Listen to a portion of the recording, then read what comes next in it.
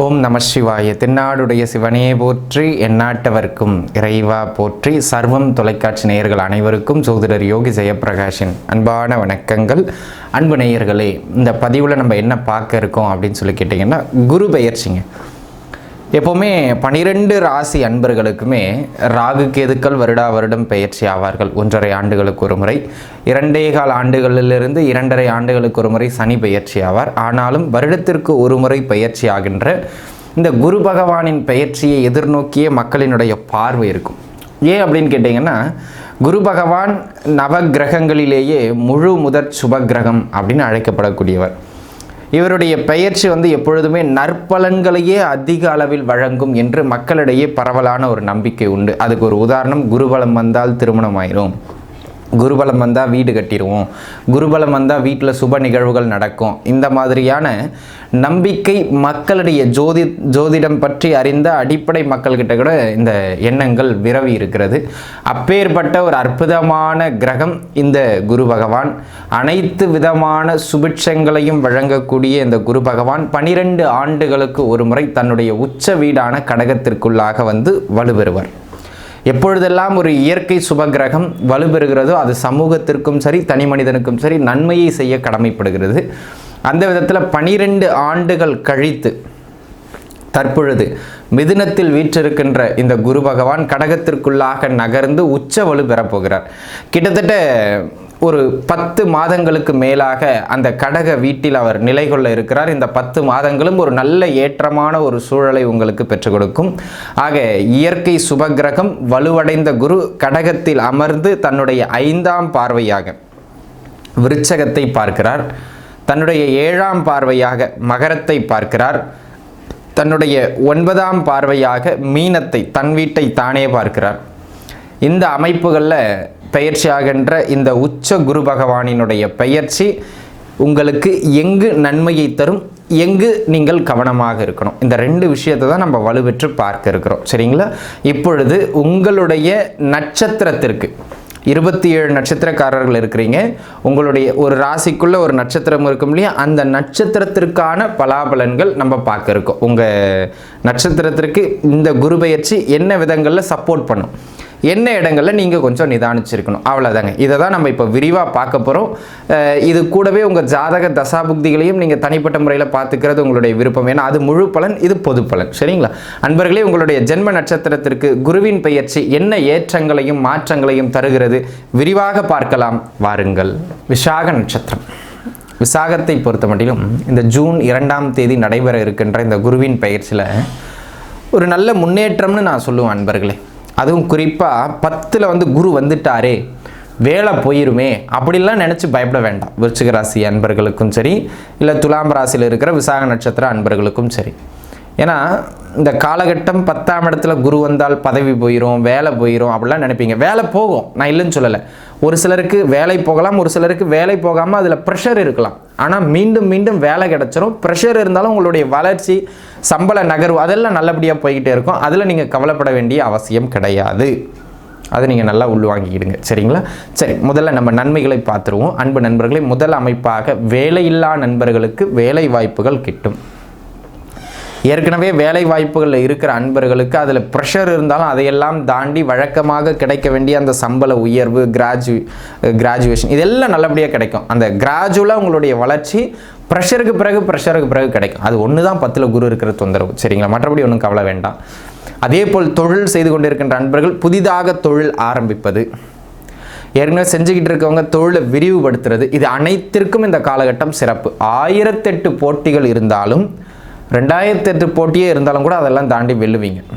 அந்த மாதிரியான ஒரு அமைப்பு இந்த காலகட்டத்தில் உங்களுக்கு உண்டு விசாகத்திற்கு. அந்த விதத்தில் இது ஒரு நல்ல மேன்மை. அதே போல் அன்பு நண்பர்களே, இந்த காலகட்டத்தை பொறுத்த மட்டிலும் ஆரோக்கிய அமைப்புகளில் இருந்து வந்த பின்னடைவுகள் படிப்படியாக குறையும். ஸோ நீண்ட நாளாக மருத்துவம் பார்த்துக்கிட்டு இருந்தவங்க, மருத்துவ செலவே எனக்கு போய்கிட்டு இருக்கு அப்படிங்கிறவங்களுக்கு கூட அந்த ஆரோக்கியம் மேம்பட்டுரும். கடன் தொந்தரவுகளில் சிக்கி தவிச்சு கடன் பட்டார் நெஞ்சம் போல் பதறினேன் அப்படின்னு நம்ம பெரியவங்க கூட ஒரு நெகட்டிவின் உச்சத்திற்கு கடனை தான் சொல்லிட்டு போயிருக்காங்க. அந்த மாதிரியான ஒரு அமைப்புகளில் கடன் பட்டிருந்தவர்களுக்கு கூட இந்த காலகட்டம் கடனில் இருந்து விடுபட்டு வெளியே வர்றதுக்கான வாய்ப்புகள் மிக அதிகம். அந்த விதத்தில் அது ஒரு சூப்பர். குலதெய்வத்தை நன்றாக வழிபாடு செய்யுங்கள், இன்னும் கொஞ்சம் முன்னேற்றங்கள் நன்றாக கிடைக்குங்கிறதுல மாற்று கருத்து கிடையாது. குழந்தை பாக்கியத்திற்காக முயற்சிப்பவர்கள் குறிப்பாக குலதெய்வத்தை இறுக பிடிச்சு வழிபாடு செய்யுங்க. இந்த காலகட்டம் குலதெய்வத்தின் அருளுக்கு பிறகாகவும் சின்ன சின்ன மருத்துவத்திற்கு பிறகாகவும் உறுதியாக புத்திர பேரு உறுதி செய்யப்படக்கூடிய அமைப்பு உண்டு.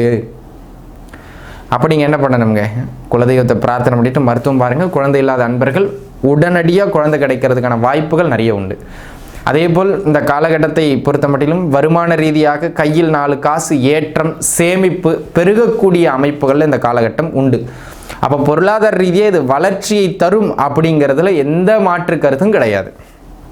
ஆக அன்பு நண்பர்களே, இந்த காலகட்டம் பொருளாதாரத்தை சார்ந்தும் வருமானத்தை சார்ந்தும் லாபங்களை சார்ந்தும் தொழில் வேலை இரண்டிலுமே நல்ல அமைப்புகளில் உண்டு. ப்ரமோஷன்ஸ் போல் எல்லாமே, தொழிலில் வளர்ச்சி போல் எல்லாமே உங்களுக்கு சிறப்பாக இருக்கும், ப்ரெஷரை தவிர. சரிங்களா? மற்ற எல்லாமே சிறப்பு.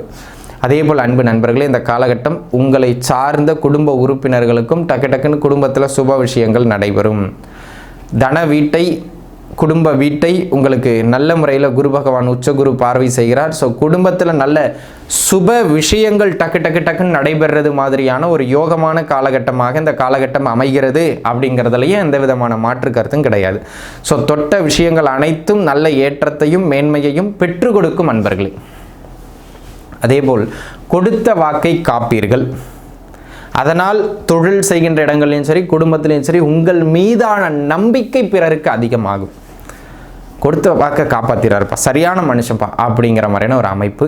கல்வியில் நல்ல ஏற்றம் பெறக்கூடிய ஒரு அமைப்பு, எதிரிகளை வென்று காட்டக்கூடிய அமைப்பு, வழக்குகளில் வெல்லக்கூடிய அமைப்பு, பூர்வீக சொத்துக்கள் சில பல பிரச்சனைகளுக்கு பிறகு வந்து சேரும். ஆனால் வந்து சேரும், கவலை வேண்டாம். சரிங்களா? இதெல்லாம் உங்களுக்கு நன்மை. எங்கே கவனமாக இருக்கணும் அப்படின்னு கேட்டிங்கன்னா, சின்னதாக அப்பப்போ மனக்குழப்பங்கள் ஏதாவது ஒன்று வந்துக்கிட்டும் போய்கிட்டும் ஆசிலேட் பண்ணிக்கிட்டே இருக்கும்.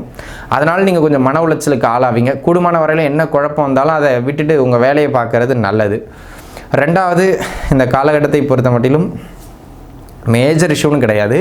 ஆனால் ஒர்க்லேயும் தொழிலையும் எப்போவுமே போட்டிகள் வலுப்பெற்று அதனால் ஓடுன்னு கொஞ்சம் நிம்மதி இல்லாமல் ஓடுற மாதிரி இருக்கும். ஆனால் வளர்ச்சி நல்லாயிருக்கும், அதை பற்றி கவலைப்பட வேண்டாம். கொஞ்சம் கூடுதலாக எஃபர்ட் எடுக்கணும். அதனை அடுத்ததாக உங்கள் குழந்தைகளினுடைய ஆரோக்கியத்தில் அப்பப்போ சின்ன தொந்தரவுகள் ஏற்படுறது மாதிரியான ஒரு காலகட்டம். உங்கள் குழந்தைகளின் ஆரோக்கியம் சார்ந்த விஷயங்களில் நீங்கள் கொஞ்சம் அடிஷ்னலாக கூடுதல் கவனம் எடுத்துக்கிறது நல்லது. காதல் செய்து கொண்டு இருக்கின்ற அன்பர்களுக்கு காதலால் சின்ன சங்கடங்கள் ஏற்பட்டு மறையும் உறவு நிலையில். அதனால் காதல் சம்மந்தப்பட்ட விஷயங்களில் மட்டும் கொஞ்சம் கூடுதல் கவனமாக இருப்பது நல்லது. அதே போல் நட்பு வட்டாரங்களுக்கு இடையிலையும் சின்ன முட்டியிடும், ஆனாலும் மீண்டும் வந்து ஒன்றா சேர்ந்துருவாங்க. ஆனால் அப்பப்போ கருத்து வேறுபாடுகள் வரும். இதையும் கொஞ்சம் பார்த்துக்கிடணும். இந்த நட்பு வட்டாரங்களின் சேர்க்கையை மட்டும் கொஞ்சம் குறைச்சிக்கிட்டிங்கன்னா இன்னும் நல்ல உயரங்களை நீங்கள் இனிதே அடையலாம். ஸோ கடன் குறையும், நோய் குறையும், பிரச்சனைகள் குறையும், மன உளைச்சல் இருந்தாலும் உத்தியோகத்தில் வளர்ச்சி, தொழிலில் வளர்ச்சி, லாபங்கள் ஈட்டுதல், கையில் 4 காசு சேமிப்பதுன்னு நல்ல மேன்மை. திருமண முயற்சிகள் உட்பட அனைத்தும் மிக சிறப்பாக அமையும். நன்றாக இருப்பீர்கள்ங்கிறதுல எந்த மாற்று கருத்துமே கிடையாது. ஸோ குரு பகவானினுடைய வழிபாடு, தட்சிணாமூர்த்தியினுடைய வழிபாடு மேலும் நல்ல ஏற்றத்தை பெற்றுத்தரும். நன்றாக இருப்பீர்கள். வாழ்க வளமுடன். நன்றி. அன்பர்களே, இப்போ நம்ம பார்த்த இந்த குரு பெயர்ச்சிக்கான பலாபலன்கள் வந்து கோச்சாரத்தின் அடிப்படையிலான ஒரு பலன்கள். எப்போவுமே இதுக்கு ஒரு 10% பலம் உண்டு. ஆனால் இப்போ இதில் நம்ம முக்கியமான விஷயம், ஒரு வீடு கட்ட போகிறோம், தொழில் பண்ண போகிறோம், இன்வெஸ்ட் பண்ண போகிறோம், திருமணம் பண்ண, இந்த மாதிரி முக்கிய விஷயங்கள் ஏதாவது பண்ண போகிறீங்கன்னா உங்கள் சுயஜாதக தசாபுக்தியும் நல்லா இருக்கா அப்படிங்கிறத ஒரு முறை பார்த்துட்டு அதை முயற்சிக்கிறது சிறப்பு. உங்களுக்கு தனிப்பட்ட முறையில் நீங்கள் ஜாதகம் பார்க்க விருப்பப்படுறவர்கள் கீழே இருக்கிற என்னுடைய எண்ணுக்கு தொடர்பு கொண்டு உங்களுடைய ஜாதகங்களை பார்த்து கொள்ளலாம்.